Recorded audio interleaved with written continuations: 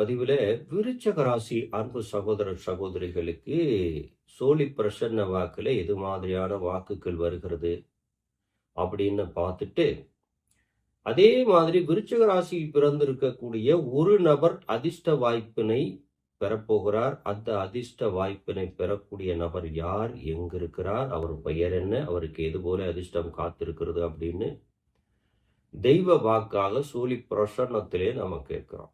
ஒவ்வொரு ஆண்டும் அப்படித்தான் கொடுக்கிறது, இந்த ஆண்டும் அப்படித்தான். அதே போல இதற்கு முன்னதாக எல்லா ராசிகளும் பார்த்து கொண்டு வருகிறோம். அவர்களுடைய பெயர் வாசிக்கப்பட்டாச்சு.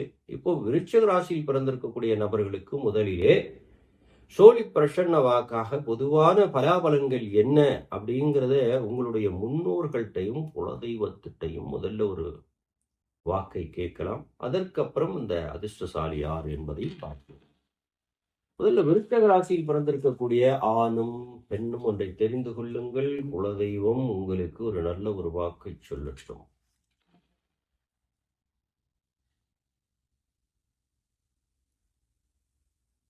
ஏழும் மறந்திருக்கிறது. நவ கிரகங்களிலே முக்கியமான கிரகங்கள் எல்லாம் உங்களை சார்ந்திருக்கிறது அப்படின்னு நம்ம எடுத்துக்கிடலாம்.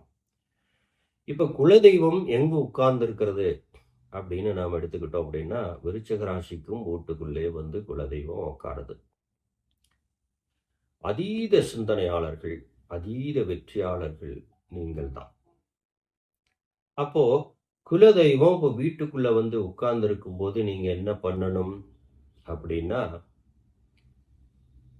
வெள்ளி, செவ்வாய், புதன் இந்த நாட்களிலே குலதெய்வத்தை வரவேற்கின்ற விதமாக வீட்டு வாசப்படியிலே விளக்குகள் ஏற்றி, வீட்டு பெண்கள், விருச்சிக ராசி பெண்கள் இருந்தாலும் சரி, ஆண்கள் இருந்தாலும் சரி, இதெல்லாம் செய்யலாம். ஆண்களாக இருந்தால் வெள்ளிக்கிழமை நாளிலே குலதெய்வத்தின் மனதார நினைத்து கொண்டு பணியிடங்கள் செய்ய வேண்டும்.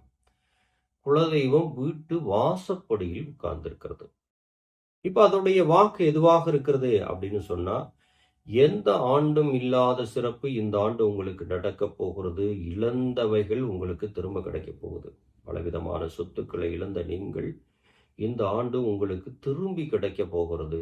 ஏன்னா குலதெய்வம் வீட்டு வாசல்ல உட்கார்ந்துருக்கு. அப்போ எதிரிகள் சுத்தமாக காணாம போயிடுவான், நோய் காணாம போயிடும், சங்கடம் ஒளிஞ்சு போயிடும், தரித்திரம் உங்களை விட்டே தள்ளி போயிடும். ஏன்னா வீட்டு வாசல்ல உட்கார்ந்துருக்கு உங்களுக்கு குலதெய்வம். அப்போ உங்களுக்கான பலாபலன் என்ன அப்படின்னு நம்ம பார்க்க போனோம்னா, கல்வி படிக்கக்கூடிய மாணவ மாணவிகளுக்கு நினைத்த இடத்தில் சீட்டு கிடைத்து அதீத மதிப்பெண்கள் கிடைக்க போகிறது.